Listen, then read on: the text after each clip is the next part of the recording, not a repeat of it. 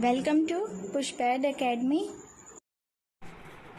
Hello students, आज हम पढ़ेंगे reaching the age of adolescence chapter के बारे में। ये क्लास 8 का चैप्टर है। इसमें हम एडोलेसेंस के बारे में जानेंगे क्या होता है और इस एज में हम कब पहुंचते हैं। एडोलेसेंस मतलब क्या होता है, जो चेंजेस हो रहे होते हैं। एक ऐसा टाइम आता है, हमारी लाइफ में एक ऐसा टाइम आता है, एक पीरियड आता है जिसमें हमारी जो बॉडी है वो चेंजेस होते हैं। और ये चेंजेस कैसे होते हैं, जिसको हम बोल सकते हैं रिप्रोडक्टिव मैच्योरिटी। हम मैच्योर होने लगते हैं, हम इसको रिप्रोडक्टिव मैच्योरिटी नेम दे सकते हैं। ऐसे चेंजेस होते हैं हमारी बॉडी में। बॉयज़ में ये जो चेंजेस है ये कब स्टार्ट होते हैं, 11 to 18 और 19 एज के बीच में ये चेंजेस देखने को मिलते हैं। गर्ल्स में इससे 1-2 साल पहले से ही ये चेंजेस स्टार्ट हो जाते हैं, लाइक 10 और 11 ऐसे स्टार्ट हो जाते हैं। अब जो ये एडोलेसेंट्स हैं, एडोलेसेंट्स कौन हो गए, जिनके अंदर ये चेंजेस हो रहे हैं, उनको हम टीनेजर्स भी बोलते हैं। हमारी जो ह्यूमन बॉडी है उसके अंदर बहुत सारे चेंजेस होते रहते हैं जब एडोलेसेंस पीरियड आता है। इस टाइम पे हम लोग देख सकते हैं बहुत सारी चेंजेस होते हैं। अभी हम जानेंगे भी चेंजेस किस तरीके के होते हैं। इसको हम प्यूबर्टी भी बोलते हैं। मतलब ऐसा टाइम जिस टाइम पे क्या हो रहा है, किसी चीज़ की बिगिनिंग हो रही है, स्टार्टिंग हो रही है, कोई चेंज हो रहा है, उसका स्टार्टिंग पॉइंट जो होता है उसको हम प्यूबर्टी भी बोलते हैं। प्यूबर्टी कब एंड होती है, जब एडोलेसेंस जो है वो रिप्रोडक्टिव मैच्योरिटी तक पहुंच जाता है। मतलब जो चेंजेस है वो रिप्रोडक्टिव मैच्योरिटी तक हो जाते हैं, तब ये प्यूबर्टी जो है ख़त्म हो जाती है, एंड हो जाती है। उसके बाद कोई चेंजेस नहीं होते हैं। अब हम बात करते हैं चेंजेस होते क्या हैं। पहले ये जो चेंजेस हो रहे हैं प्यूबर्टी टाइम पे, ये हो क्या रहे हैं, कैसे चेंजेस हो सकते हैं। पहला है इंक्रीज इन हाइट। आप लोगों को देखने को मिलेगा सडनली हाइट इंक्रीज़ हो जाती है बहुत सारे लोगों की इस टाइम पे। पहले भी होती है लेकिन हमको उस टाइम पे इतना पता नहीं चलता। लेकिन ये जो एडोलेसेंस वाला पीरियड होता है, ये वाला जो टाइम होता है, इस टाइम पे सडनली इंक्रीज़ होती है। किसी लोगों की हाइट अचानक से बढ़ जाती है और कुछ लोगों की ग्रेजुअली, मतलब धीरे धीरे ही बढ़ती है। इसके साथ साथ शेप भी चेंज हो जाती है। जैसे बॉयज़ होते हैं उनके जो शोल्डर्स होते हैं वो काफ़ी ब्रॉड होते हैं, चेस्ट भी वाइड होती है। और जो ऐसा इसलिए होता है क्योंकि जो बॉयज़ की मसल्स जो होती है वो प्रोमिनेंटली ग्रो करती है, कंपेयर करेंगे हम गर्ल्स से। तो गर्ल्स की इतनी जल्दी ग्रो नहीं करती जितने जैसे बॉयज़ की करते हैं।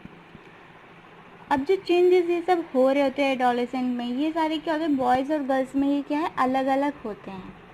जो भी चेंजेस होते हैं बॉयज़ में अलग होते हैं, गर्ल्स में कुछ जो चेंजेस होते हैं वो अलग होते हैं।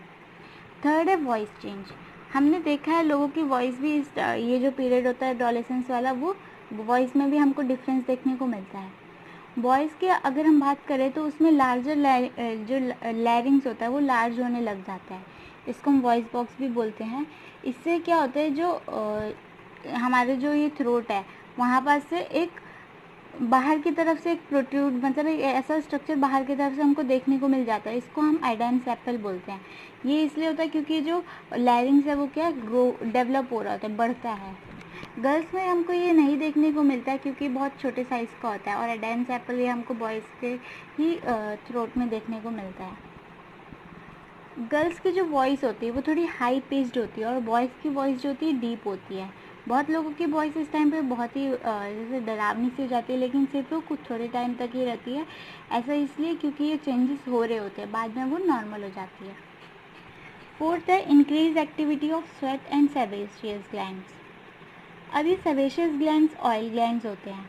इसमें हम देखेंगे कि ये जो पीरियड होता है, टाइम होता है एडोलेसेंस का, इसमें स्वेट वगैरह और ऑयल ग्लैंड जैसे पिंपल्स वगैरह, इन सब चीज़ों की एक्ने वगैरह, ये सारी चीज़ें हमको फेस में देखने को मिलती है। बहुत सारे लोग जो है पिंपल वगैरह, इन सारी एक्टिविटी का, ये सारी जो चेंजेस होते हैं ये उनको देखने को उनके फेस में हमको मिलती है कि जैसे पिंपल की प्रॉब्लम होती है। ये कोई प्रॉब्लम नहीं होती है एक्चुअली, ये चेंजेस जो हो रहे होते हैं ये उन्हीं का ही रिजल्ट होता है। ये बाद में सही भी हो जाते हैं। अब ये जो चेंजेस होते हैं ये हार्मोन सेक्रेट होते हैं टाइम टू टाइम पे, इसीलिए ऐसे जैसे ये पिंपल्स वगैरह, ये सारी चीज़ें और स्वेटिंग वगैरह, ये सारी चीज़ें होती रहती है। अब ये जो हार्मोन्स जो सेक्रेट हो रहे हैं, जैसे स्वेट ग्लैंड हो गए, सेबेशियस ग्लैंड हो गए, ये कहाँ से सेक्रेट होंगे? एंडोक्राइन ग्लैंड से। यहीं से ही सारे हार्मोन्स क्या रिलीज़ होते हैं और ये डायरेक्टली ब्लड स्ट्रीम में रिलीज़ हो जाते हैं और फिर वहाँ ब्लड स्ट्रीम से वो डायरेक्ट जहाँ पे भी उसको जो टारगेट साइट होता है जहाँ पे उसको पहुँचना है वो वहाँ तक चले जाते हैं। इसके बाद है development of sex organs. Puberty के टाइम पे, जैसे मैंने आपको इसके पहले वाले चैप्टर में भी बताया था कि male sex organs, female reproductive organs, इन सब के बारे में, इनका जो डेवलपमेंट है ये सब कुछ। तो यही चेंजेस हमको एडोलेसेंस टाइम पे भी देखने को मिलता है कि यहाँ पास क्या होता है, जो सेक्स ऑर्गन्स होते हैं, जो मेल सेक्स ऑर्गन्स हो गए, फीमेल सेक्स ऑर्गन्स हो गए, वो भी कंप्लीट मतलब डेवलप होने लग जाते हैं और धीरे धीरे वो कम्प्लीटली डेवलप हो जाते हैं। जो मेल गैमीट है वो जब ये कंप्लीट हो जाता है डेवलपमेंट, तो मेल गैमीट क्या है, स्पर्म्स रिलीज़ करना स्टार्ट कर देते हैं, स्पर्म्स वहाँ पर रिलीज़ होने लग जाता है। और फीमेल गैमीट में एग्स वगैरह जो मैच्योर हो जाते हैं वो रिलीज़ होने लग जाता है। 6 पॉइंट है reaching mental, intellectual and emotional maturity. जब ये वाला पीरियड चल रहा होता है एडोलेसेंस का, तो बहुत सारे चेंजेस हमको एक पर्सन में देखने को मिलते हैं। इवन उनका जो थिंकिंग होता है, सोचने का तरीका होता है, वो भी बदल जाता है। जो एडोलेसेंस होते हैं, जो ये जिनके में ये चेंजेस हो रहे होते हैं, वो बहुत सेल्फ कॉन्शियस बन जाते हैं। लेकिन इसके साथ साथ अब कुछ इंटेलेक्चुअल डेवलपमेंट भी देखने को मिलती है, जैसे कि वो सोचने में ज़्यादा टाइम स्पेंड करते हैं। और इसका ये पीरियड ऐसा होता है जिसमें क्या होता है, ब्रेन कैपेसिटी बहुत ज़्यादा बढ़ जाती है, मतलब लर्निंग के लिए जो ब्रेन की कैपेसिटी होती है वो बढ़ जाती है। और फिर कुछ समय ऐसा भी आता है, हमने कई बार ये भी देखा है कि जो एडोलेसेंट होते हैं वो इनसिक्योर फील करते हैं। लेकिन इसमें क्योंकि ये इनसिक्योर इसलिए वो फील करते हैं जो चेंजेस उनके अंदर हो रहे होते हैं इस वजह से। लेकिन इसमें इनसिक्योर फील करने की कोई ज़रूरत नहीं होती, क्योंकि जो चेंजेस हो रहे होते हैं वो सब नेचुरल होते हैं। अब हम बात करते हैं सेकेंडरी सेक्सुअल कैरेक्टर्स की। ये सेकेंडरी सेक्सुअल कैरेक्टर है क्या? ये ऐसे फीचर्स होते हैं, ऐसे कैरेक्टरिस्टिक्स होंगे जो क्या करेंगे, मेल को फीमेल से डिस्टिंग्विश करेंगे, अलग दिखाएंगे। कि हमको कैसे पता चलेगा मेल है फीमेल है? ये ऐसे कैरेक्टर्स होते हैं सेकेंडरी सेक्सुअल कैरेक्टर्स। प्यूबर्टी के टाइम पे बॉयज़ जो है उनमें फेशियल हेयर वगैरह जैसे मुस्टैच, बर्ड्स वगैरह और बॉडी पार्ट्स में हेयर्स वगैरह ग्रो करने लग जाते हैं। और गर्ल्स में भी हमने देखा है ब्रेस्ट डेवलप होने लग जाती है, स्टार्ट हो जाती है डेवलप होना। अब ये जो प्यूबर्टी है इसको क्या इनिशिएट करता है, क्यों ये चेंजेस होते हैं हमारी बॉडी के अंदर, एक एडोलेसेंस के अंदर ये चेंजेस क्यों होते हैं? ये चेंजेस हार्मोन्स की वजह से होते हैं। इन सारी चेंजेस को कौन कंट्रोल करता है? हार्मोन्स। अब ये हार्मोन्स क्या है? हार्मोन्स एक केमिकल सब्सटेंसेस होते हैं जो कि एंडोक्राइन ग्लैंड से सेक्रेट होते हैं। एक बार जब मतलब हम प्यूबर्टी वाली स्टेज में पहुंच जाते हैं, तो ये जो हार्मोन्स है वो रिलीज़ होना स्टार्ट हो जाते हैं। जैसे मेल में टेस्टोस्टेरोन हार्मोन रिलीज़ होता है टेस्टिस से, और फीमेल में ईस्ट्रोजन हार्मोन रिलीज़ होता है ओवरी से, जो कि ये सारे डेवलपमेंट जो भी होते हैं उनमें हेल्प करते हैं। अब ये जो जितने भी हार्मोन है इन सब का प्रोडक्शन कौन करता है, कौन इसको कंट्रोल करता है? रिलीज तो एंडोक्राइन ग्लैंड से हो रहा है, लेकिन इसको कंट्रोल पिट्यूटरी ग्लैंड कर रहा है, जो एंडोक्राइन ग्लैंड के साथ में ही लगा होता है। और ये भी एंडोक्राइन, जो पिट्यूटरी ग्लैंड है वो भी एंडोक्राइन ग्लैंड से ही सेक्रेट होता है। फिर ये सारे हार्मोन्स को कंट्रोल करता है, जो जैसे ये टेस्टोस्टेरोन हो गया, एस्ट्रोजन वगैरह, और भी बहुत सारे हार्मोन्स हैं जिसके बारे में भी हम आगे पढ़ेंगे। अब हम बात करते हैं ये हार्मोन्स का रोल क्या हो सकता है एक रिप्रोडक्टिव फंक्शन में, कैसे हार्मोन्स का काम क्या होता है इसमें। हार्मोन्स रिलीज होंगे पिट्यूटरी ग्लैंड से, जैसे कि अभी हमने बात की टेस्टोस्टेरोन और ईस्ट्रोजन, मेल और फीमेल में ये हार्मोन रिलीज हो गए पिट्यूटरी ग्लैंड से। फिर ये जो हार्मोन रिलीज हुए वो कहाँ पे जाएंगे? ब्लड स्ट्रीम की हेल्प से वो उस बॉडी पार्ट के पास जाएंगे जहाँ पास उसको ज़रूरत है, वहाँ पास ये हार्मोन्स पहुँच जाएंगे। फिर वहीं पास ही ये चेंजेस वगैरह ये हार्मोन्स करते हैं जब प्यूबर्टी का टाइम होता है उस टाइम पे। अब हम बात करते हैं reproductive phase of life in humans की। फीमेल्स की अगर हम बात करें तो जो रिप्रोडक्टिव फेज होता है इनके लाइफ में, जो रिप्रोडक्टिव फेज आता है वो 10 to 12 ईयर्स के एज के बीच में ही आ जाता है, जो मैंने आपको स्टार्टिंग में ही बता दिया है। और ये 45 to 50 ईयर्स तक ये रहता है, ये जो रिप्रोडक्टिव फेज होता है वो। इसमें क्या होता है, ओवा जो होता है, एग जो होता है वो मैच्योर होता है और रिलीज होता है ओवरी से। ये हर मंथ में, हर 28 to 30 डेज के बीच में रिलीज होता है ओवा, या फिर इसको हम एग भी बोल सकते हैं, जो कि ओवरी से रिलीज होता है 28 to 30 डेज में।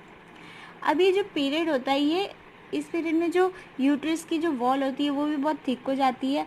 वो इसलिए होती है क्योंकि इसको एग रिसीव करना होता है वहाँ पास। अगर एग फर्टिलाइज हो जाता है तो वो फिर प्रेगनेंसी में रिजल्ट होता है, और अगर एग फर्टिलाइज नहीं होता है तो फिर जो यूट्रस की थिक लाइनिंग होती है उसके साथ साथ जो एग होता है वो सब भी यूट्रस के थ्रू ब्लड स्ट्रीम के थ्रू वो बाहर आ जाते हैं। ये जो बाहर आ जाती है ये ब्लीडिंग कॉज होती है वुमेन में, जिसको हम मेंस्ट्रुएशन भी बोलते हैं। अब जो मेंस्ट्रुएशन है हर 28 to 30 डेज के बीच में होता है। पहला मेंस्ट्रुएशन जो होगा वो प्यूबर्टी टाइम पे होगा, जिसको हम मिनार्के बोलते हैं, मिनार्ची या मिनार्के। और जो लास्ट होगा उसको हम बोलते हैं मेनोपॉज। इसमें क्या होता है, मेंस्ट्रुएशन साइकिल जो होती है वो स्टॉप हो जाती है। मेंस्ट्रुएशन साइकिल क्या है, यही जो हर 28 to 30 डेज के बीच में ओवरी जो है एग रिलीज कर रही है, ओवा जो है उसको रिलीज कर रही है। अभी मेंस्ट्रुएशन साइकिल को कौन कंट्रोल करता है, हार्मोन्स। ये सारी चीज़ें हार्मोन्स की वजह से ही हो पाती हैं। अब हम बात करते हैं कि how the sex of baby determine, boy और गर्ल। हम किसी भी बेबी का सेक्स कैसे डिटरमाइन कर सकते हैं कि वो लड़का है या लड़की है। जब फर्टिलाइजेशन हो जाता है तो वो जाइगोट फॉर्म करता है, फिर वो उसमें धीरे धीरे डेवलपमेंट होने लगती है। तो यही पास ही हमको इंस्ट्रक्शन मिलता है ये डिटरमाइन करने का, जो ये बेबी है वो उसका सेक्स क्या है, बॉय है कि गर्ल है। अब जो भी इंस्ट्रक्शन प्रेजेंट होते हैं वो इसमें जो क्रोमोसोम्स प्रेजेंट होते हैं वो सारे इंस्ट्रक्शन क्या है, इन क्रोमोसोम्स में ही प्रेजेंट होती है। क्रोमोसोम्स एक थ्रेड की तरह स्ट्रक्चर होते हैं, थ्रेड जैसे स्ट्रक्चर होते हैं, इन्हीं में ही सारी इन्फॉर्मेशन प्रेजेंट होती है कि बेबी का सेक्स क्या है, बॉय है कि गर्ल है। क्रोमोसोम्स जो प्रेजेंट होते हैं वो न्यूक्लियस, हर सेल के न्यूक्लियस में प्रेजेंट होते हैं। ह्यूमन बींग्स में 23 पेयर ऑफ क्रोमोसोम्स प्रेजेंट है। इसमें से जो 2 क्रोमोसोम्स हैं हम उनकी अभी बात करते हैं, क्योंकि अभी हम इसमें जो टॉपिक ले रखा है हमने उसी के बारे में हम बात करते हैं। तो 23 pair of chromosomes human beings में प्रेजेंट है। इसमें 2 क्रोमोसोम्स के बारे में हम बात करते हैं, जो कि है सेक्स क्रोमोसोम्स, जिसको हम बोलते हैं। मेल में ये एक्स और वाई की फॉर्म में पाया जाता है, और फीमेल में एक्स क्रोमोसोम्स पाए जाते हैं। ये 2 क्रोमोसोम्स, मेल में XY और फीमेल में XX क्रोमोसोम्स। अब अगर हम इसमें बात करें, अगर स्पर्म जो है उसमें क्या है, X क्रोमोसोम प्रेजेंट है और वो एग को फर्टिलाइज करता है, तो जो रिजल्ट है, मैं आपको इसको डायग्राम के थ्रू समझाती हूँ तो ज़्यादा बेटर रहेगा। तो आप देख सकते हैं ये स्पर्म है और ये एग है। अगर स्पर्म, ये जो मेल गैमेट्स जो होते हैं स्पर्म, उसमें क्रोमोसोम्स क्या है, एक एक्स है और एक वाई है। अगर एक्स क्रोमोसोम का स्पर्म फर्टिलाइज करता है एग को, तो ये किस में कन्वर्ट होगा, ये गर्ल में इसमें फॉर्म होगा। और अगर वाई क्रोमोसोम्स एक्स को फर्टिलाइज करता है तो ये किस में कन्वर्ट होगा, XY में, जो कि है बॉय। तो इसमें आप लोगों को समझ में आ गया होगा कि जो हम सेक्स डिटरमाइन करेंगे बॉय और गर्ल का, वो कैसे होता है वो डिटरमाइन, जब वो जाइगोट वाली स्टेज में होता है उस टाइम पे। अगर स्पर्म जिसमें एक्स क्रोमोसोम है और वो एग को फर्टिलाइज करता है तो वो किस में कन्वर्ट होगा, वो किस में डेवलप होगा, फीमेल चाइल्ड में। और अगर स्पर्म जिसमें वाई क्रोमोसोम है वो एग को फर्टिलाइज करता है तो वो जाइगोट किस में डेवलप होगा, मेल चाइल्ड में। अब जो सेक्स क्रोमोसोम्स है, वो फादर के जो सेक्स क्रोमोसोम है वही डिटरमाइन करता है कि जो बेबी, जो भी बॉर्न होगा बेबी, उसका सेक्स क्या होगा, मेल होगा या फीमेल होगा। ये फादर के क्रोमोसोम से ही डिटरमाइन करता है। तो पहले के टाइम पे बहुत सारे ऐसे बिलीफ होते थे, अभी भी इवन शायद कहीं हमको बहुत सारी जगह पे देखने को मिलते हैं ये, कि मदर रिस्पॉन्सिबल होती है कि उसकी जो भी बेबी है उसका, जैसे लड़कियां होती थी पहले के टाइम पे, ऐसे बहुत डिस्क्रिमिनेशन होते थे, भेदभाव होते थे कि गर्ल है बॉय है ऐसे करके। तो अगर गर्ल होती थी तो वो मदर को ही रिस्पॉन्सिबल ठहराते थे, उनको दोषी ठहराते थे कि उन्होंने लड़की पैदा कर दी। लेकिन एक्चुअली में ऐसा नहीं होता है, क्योंकि जो फादर के क्रोमोसोम्स होता है वही डिटरमाइन करते हैं कि कौन से एग को, मतलब कि कौन सा क्रोमोसोम्स एग को फर्टिलाइज कर रहा है। अगर वाई वाला करता है तो मेल चाइल्ड, अगर एक्स वाला करता है तो फीमेल चाइल्ड। तो ये जो मिथ होता था पहले, ये एकदम ही रॉन्ग होता था। इसमें कोई किसी को ब्लेम करने की कोई ज़रूरत ही नहीं होती है, लेकिन अभी भी हमको बहुत सारी जगह पे ऐसे देखने को मिलता है। अब हम बात करते हैं, अभी हमने कुछ हार्मोन्स के बारे में बात कर लिया, अब हम कुछ और हार्मोन्स के बारे में बात करेंगे सेक्स हार्मोन्स के अलावा। एंडोक्राइन ग्लैंड्स जो है हमारी बहुत सारे एंडोक्राइन प्रेजेंट है अभी जो हमने बात की वो।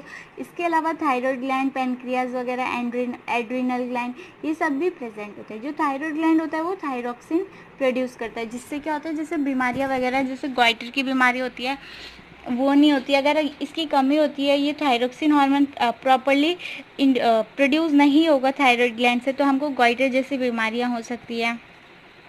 पेनक्रियाज हो गया, पेनक्रियाज इंसुलिन सेक्रेट करता है जो कि ग्लूकोज को एब्जॉर्ब करने में हेल्प करता है, जिसकी वजह से जो डायबिटीज़ वगैरह की बीमारियाँ होती है वो नहीं होती है। अगर किसी में इंसुलिन सेक्रेशन कम होता है तो इसकी वजह से डायबिटीज़ की उनको जो बीमारी होती है वो लगती है।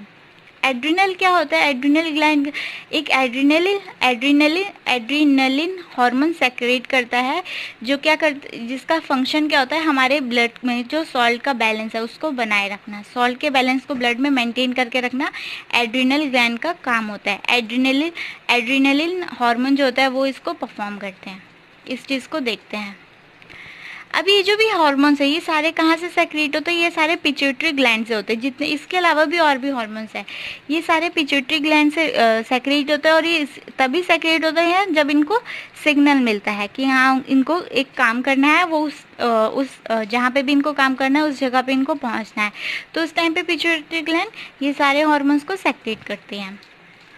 इसके अलावा जो पिट्यूटरी है वो ग्रोथ हार्मोन भी सेक्रेट करती है, जो कि बहुत इंपॉर्टेंट है एक पर्सन की नॉर्मल ग्रोथ के लिए। आप इसमें देख सकते हैं पिट्यूटरी ग्लैंड ब्रेन के पास प्रेजेंट होता है। थायराइड ग्लैंड कहाँ पास प्रेजेंट होता है आप ये भी देख सकते हैं। एड्रिनल ग्लैंड पेनक्रियाज और ओवरी और टेस्टिस वगैरह, जो फिर एस्ट्रोजन और टेस्टोस्टेरोन हार्मोन रिलीज करते हैं। अब हम बात करेंगे role of hormones in completing the life history of insect and frogs. Hormones का रोल क्या है इंसेक्ट्स या फिर फ्रॉग में उनकी लाइफ साइकिल को कंप्लीट करने का।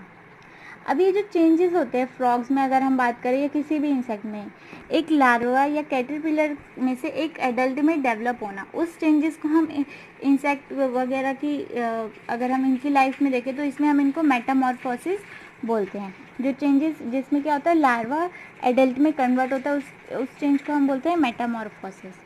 मेटामॉर्फोसिस इंसेक्ट में कैसे कंट्रोल होता है? इंसेक्ट हार्मोन से। और फ्रॉग में भी ये कंट्रोल होता है थायरोक्सिन हार्मोन से, जो हार्मोन प्रोड्यूस होता है थायराइड से। थायरोक्सिन हार्मोन अभी हमने पहले भी बात की थी, थायराइड से प्रोड्यूस होता है। अब ये थायरोक्सिन प्रोडक्शन है, इसके आयोडीन में जो थायरोक्सिन प्रोडक्शन है इसमें इसको क्या चाहिए होता है, वाटर में आयोडीन की प्रेजेंस चाहिए होती है। अगर वो नहीं होगे तो ये जो लार्वा है वो एडल्ट में नहीं कन्वर्ट हो पाएंगे, डेवलप नहीं हो पाएंगे। अब हम बात करते हैं रिप्रोडक्टिव हेल्थ की। अगर हमें अपनी बॉडी को हेल्दी रखना है, हर एक कोई भी किसी भी एज का पर्सन हो उसको एक बैलेंस डाइट लेनी चाहिए। बैलेंस डाइट क्या होता है? जिसमें सारे न्यूट्रिएंट्स प्रॉपरली समान मात्रा में प्रेजेंट होते हैं, उसको हम बोलते हैं बैलेंस डाइट। हमने उसके साथ साथ क्या करना है, हमको कुछ पर्सनल हाइजीन वगैरह, जैसे कुछ फिजिकल एक्सरसाइज वगैरह और अपने बॉडी पार्ट्स को क्लीन रखना, ये सारी चीज़ें हमको देखनी चाहिए। एडोलेसेंस के टाइम पे, जब ये एडोलेसेंस पीरियड होता है तो ये सब कुछ देखना बहुत ही इंपॉर्टेंट हो जाता है हमारे लिए, क्योंकि उस टाइम पे हमारी बॉडी ग्रो कर रही होती है, बढ़ रही होती है, उसमें बहुत सारे चेंजेस हो रहे होते हैं, तो हमको ये सारी चीज़ें मेंटेन करना बहुत ही ज़रूरी हो जाता है। अगर हम ये सब कुछ अच्छे से मेंटेन नहीं करते तो हमारी बॉडी अच्छे से डेवलप नहीं हो पाएगी, ग्रो नहीं कर पाएगी। अब हम एडोलेसेंस की बात करते हैं, क्या न्यूट्रिशन नीड्स होनी चाहिए। जैसे कि अभी हमने एक बात की आपसे कि उसमें बैलेंस डाइट इम्पॉर्टेंट है, भरपूर मात्रा में खाना, और वो भी प्रॉपर अमाउंट में, जितना चाहिए उतना ही खाना, ये इम्पॉर्टेंट होता है, क्योंकि ये जो स्टेज होती है एडोलेसेंस की, इसमें क्या होता है, बहुत ग्रोथ होती है, एकदम रैपिड ग्रोथ होती है, जल्दी से ग्रोथ होती है और डेवलपमेंट होने स्टार्ट होते हैं। इसीलिए न्यूट्रिएंट्स का प्रेजेंट होना हमारी डाइट में इक्वल अमाउंट में बहुत ज़्यादा इंपॉर्टेंट है, क्योंकि यही हेल्प करते हैं ये सारी चेंजेस करने में। इसके अलावा पर्सनल हाइजीन, जैसे कि हमको डेली एटलीस्ट एक बार तो नहाना ही चाहिए। बहुत सारे लोग तो 2-3 दिन तक नहीं नहाते, ऐसा नहीं करना चाहिए, क्योंकि ये जो टाइम होता है एडोलेसेंस का, इसमें स्वेट ग्लैंड्स वगैरह ये सब रिलीज़ होते हैं, जिसकी वजह से बॉडी क्या स्मेली बन जाती है। और इसकी अगर हम अपनी बॉडी को क्लीन नहीं रखेंगे, साफ़ नहीं रखेंगे, तो बैक्टीरियल इन्फेक्शन होने के चांसेस बहुत ज़्यादा है। बैक्टीरिया बहुत जल्दी लगते हैं फिर इस टाइम पे। और अगर हम गर्ल्स की बात करें तो उस टाइम पे जब ये एडोलेसेंस वाला पीरियड होता है, उनमें मेंस्ट्रुअल फ्लो होना भी स्टार्ट होता है, तो उनको अपनी केयर और साफ़ सफाई का ज़्यादा ध्यान देना पड़ता है। अब हम बात करते हैं फिजिकल एक्सरसाइज की। सभी जो भी हो, बॉयज़ हो गर्ल्स को, सबको आउटडोर गेम्स खेलने चाहिए, वॉक्स वगैरह लेने चाहिए, एक्सरसाइज लेनी चाहिए। आज का टाइम ऐसे आ गया कि लोग घर से बाहर, जो ये बच्चे होते हैं बॉयज़ को, से घर से बाहर ही नहीं निकलते हैं। कोई भी आउटडोर गेम वगैरह खेलने में इनको कोई इंटरेस्ट नहीं आता है, लेकिन ऐसा नहीं करना चाहिए। आउटडोर गेम्स बहुत इंपॉर्टेंट है, फिजिकल एक्सरसाइज वगैरह ये सब बहुत ही ज़्यादा इंपॉर्टेंट है। और इसके अलावा ड्रग्स से नो टू ड्रग्स, इसमें क्या मैं आपको बताने जा रही हूँ, इस टाइम पे बहुत सारे लोग बहुत सारे जो चेंजेस आते हैं, उसमें कुछ ऐसे भी आते हैं कि बहुत लोग ड्रग्स के एडिक्टिव हो जाते हैं। बहुत सारे स्टूडेंट्स ऐसे होते भी हैं कि वो ड्रग्स लेना स्टार्ट कर देते हैं, और ये इतनी एडिक्टिव होती है कि आप लोगों का मन करेगा इसको बार बार लेने का, कि आप इसको फिर से लेते जाएँ। लेकिन ये चीज़ गलत है, इसको आपको नहीं करना है। इससे आपकी हेल्थ ख़राब होगी और आपकी हैप्पीनेस, आप लोग खुश भी नहीं रह पाएंगे। अब मैं आपको कुछ मिथ्स बताने जा रही हूँ। ये जो एडोलेसेंस के टाइम पे जो चेंजेस होते हैं, उसके रिगार्डिंग जो लोगों ने अपने व्यू बना रखे, अपने खुद की सोच बना रखी है, उसके बारे में। अगर गर्ल मेंस्ट्रुएशन के टाइम पे किसी बॉय को देखती है तो वो प्रेग्नेंट हो जाती है, ये एक मिथ होता था पहले के टाइम पे। खैर अभी तो ये नहीं देखने को मिलता है। सेकंड, मैं आपको बताने जा रही हूँ कि मदर रिस्पॉन्सिबल होती है चाइल्ड के सेक्स के बारे में, कि वो गर्ल होगी या बॉय होगा। ये मैंने आपको एक्सप्लेन भी किया कि मदर रिस्पॉन्सिबल नहीं होती है और ना ही तो फादर रिस्पॉन्सिबल होते हैं।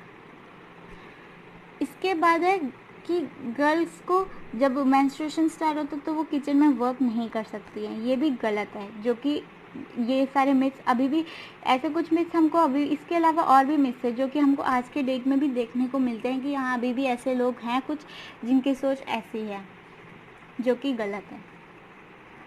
अब मैं हमारी कंट्री की बात करूँ तो हमारी कंट्री में गर्ल्स के लिए 18 ईयर्स रखा गया है मैरिज के लिए, और 21 ईयर्स रखा गया है बॉयज़ के लिए, शादी के लिए।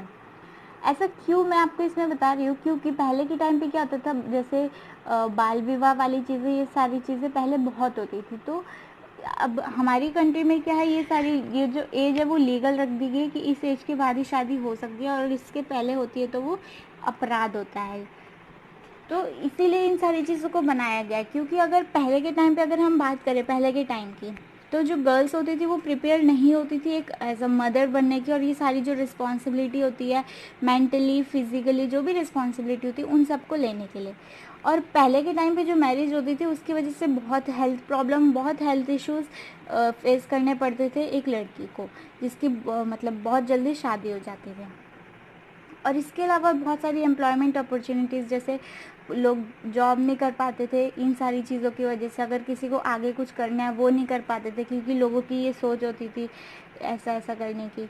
तो इस वजह से वो लोग अपनी जो भी अपॉर्चुनिटीज़ है वो लोग नहीं कर पाते थे, जो भी उनका काम है वो नहीं कर पाते थे, जिसकी वजह से उनको, जो वुमेन होती थी उसको मेंटल एगोनी फेस करनी पड़ती थी, क्योंकि वो सारी रिस्पॉन्सिबिलिटी लेने के लिए उस टाइम पे रेडी ही नहीं रहती थी। क्योंकि अगर आप भी देखो तो इस टाइम पे जो हमारा माइंडसेट होता है वो एक बच्चे की तरह होता है, और वो धीरे धीरे डेवलप होने स्टार्ट होता है। तो इसीलिए हमारे कंट्री में ये जो मैरिज की जो एज रखी है वो फिक्स कर दी है और इसको लीगल कर दिया गया, और इससे पहले अगर ऐसा कुछ होता है तो वो अपराध होता है। इस चैप्टर में बस इतना ही है। आप लोगों को चैप्टर अच्छे से समझ में आ गया होगा। अगर आप लोगों को वीडियो अच्छा लगा तो लाइक कीजिए, सब्सक्राइब कीजिए और शेयर कीजिए। Thank you.